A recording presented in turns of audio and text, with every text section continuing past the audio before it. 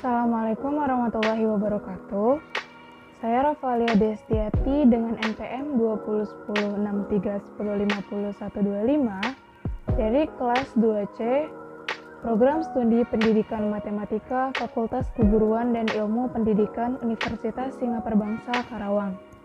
Mata kuliah Filsafat Pendidikan tahun ajaran 2020-2021 semester 2 dengan dosen pengampu akademik Bapak Dr. Haji Dadang Rahman Munandar MPD.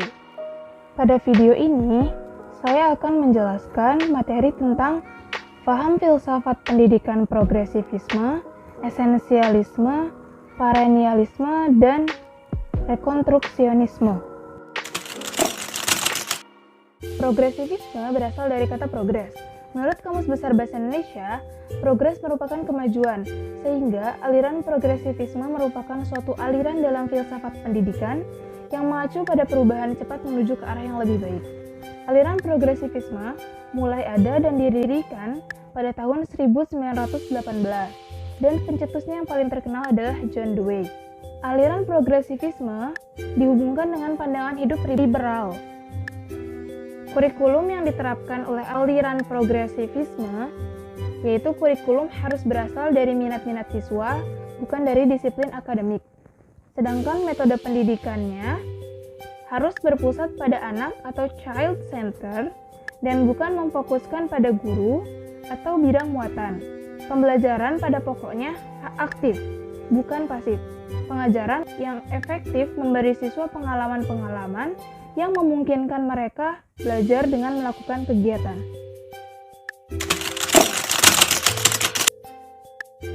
Aliran esensialisme merupakan aliran pendidikan tradisional dan memandang nilai-nilai pendidikan yang melekat, jelas, serta tahan lama. Pendidikan pada aliran esensialisme didasarkan pada nilai-nilai kebudayaan yang sudah ada sejak awal kebudayaan manusia. Kurikulum yang diterapkan pada aliran esensialisme yaitu berpusat pada pelajaran akademik yang pokok. Sedangkan metode pendidikan yang diterapkan berpusat pada guru atau teacher center, yaitu guru sebagai media antara dunia masyarakat dengan dunia anak, yang sangat berpengaruh dan mengawasi kegiatan-kegiatan di kelas. Sedangkan peranan peserta didik adalah belajar.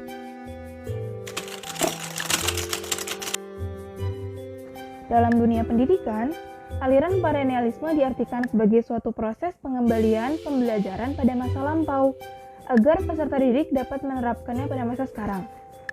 Menurut aliran perennialisme, ilmu pengetahuan merupakan filsafat yang tertinggi sebab ilmu pengetahuan seseorang dapat berpikir induktif.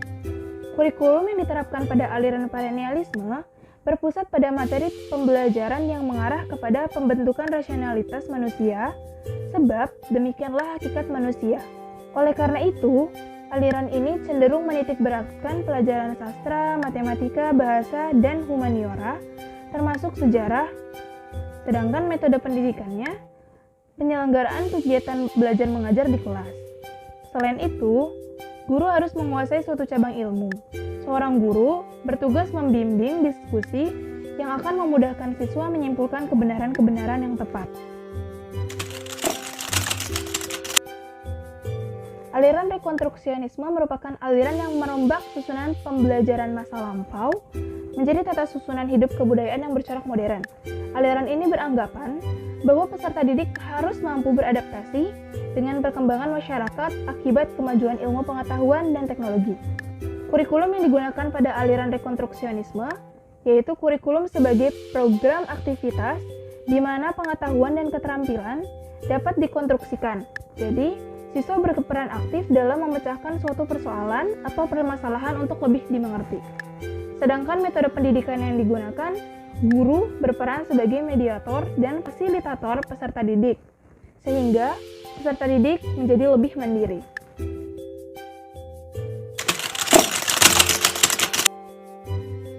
Lalu ada tokoh-tokoh dari aliran progresivisme, esensialisme, perennialisme, dan rekonstruksionisme. Tokoh dari aliran progresivisme ada William James, ada John Dewey, dan Hans Wenger. Dari aliran esensialisme ada John Frederick Hertzberg, ada William Torrey Harris, dan ada William Kender Begley.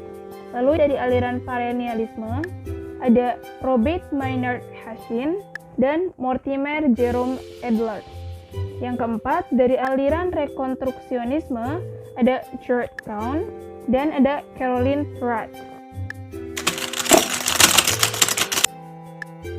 Jadi kesimpulannya, pada aliran progresivisme, pendidikan harus berpusat kepada anak atau child center. Jadi, pembelajaran menjadi lebih aktif karena mempusatkannya kepada anak, bukan kepada guru. Lalu, pada aliran esensialisme, kebalikan dari aliran progresivisme, yaitu teacher center. Jadi, guru sebagai mediator antara dunia masyarakat dengan dunia anak. Jadi, peran peserta didik hanya belajar. Lalu, pada aliran perennialisme, guru harus menguasai suatu cabang ilmu agar dapat membimbing diskusi yang memudahkan siswa menemukan kebenaran-kebenaran yang tepat. Yang terakhir, pada aliran rekonstruksionisme, guru hanya berperan sebagai mediator dan fasilitator peserta didik agar siswa berperan lebih aktif di dalam kelas dan siswa dapat memecahkan masalah-masalah sendiri. Sekian yang dapat saya sampaikan pada video ini. Semoga ilmunya bermanfaat. Mohon maaf bila ada kesalahan pengucapan. Wassalamualaikum warahmatullahi wabarakatuh.